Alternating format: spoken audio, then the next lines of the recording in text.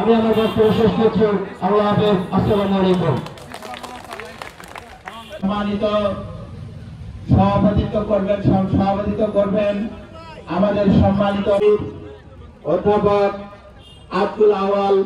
আমি অধ্যাপক আব্দুল আওয়াল ভাইকে মঞ্চে এসে কিছু বলার জন্য আহ্বান জানাচ্ছি।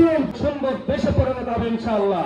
এই দেশটি সুন্দর সুশৃঙ্খল দেশে পরিণত হোক। কৃষকরা এই দাবি কার?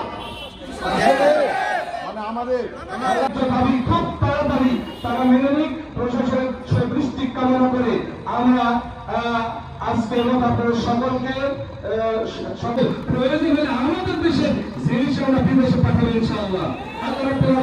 আগের মতো দোষকদের প্রেতাত্মা হয়ে আবার জনগণের সাথে আবার যুদ্ধ চালানোর চেষ্টা করা হয়, তাহলে প্রশাসনকে সাথে নিয়ে আমরা বলছি বিএনপি ভাইরা যেমন রয়েছে, জামাতের ভাইরা যেমন রয়েছে, আলু চাষি ভাইরা যেমন রয়েছে, ব্যবসায়ীরা যেমন রয়েছে, সবাই একজোট হয়ে কোন ঈশ্বর থেকে তারা পালিয়ে যেতে বাধ্য হবে ইনশাআল্লাহ।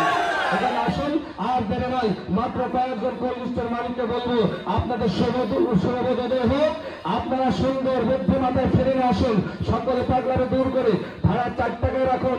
কৃষকদের ন্যায্য মূল্য দিতে শিখুন।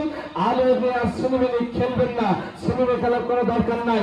আমার মন বলে যদি সিনেমেনি খেলেন তাকে আলো নিয়ে এসে আপনার আধুনিক স্তরের গেট পরিপূর্ণ করে দিবে, আপনি ঢোকার রাস্তা খুঁজে পাবেন না।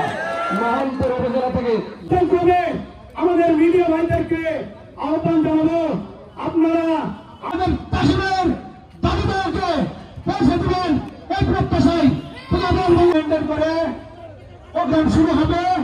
আমরা আজকে ঘোষণা করবো।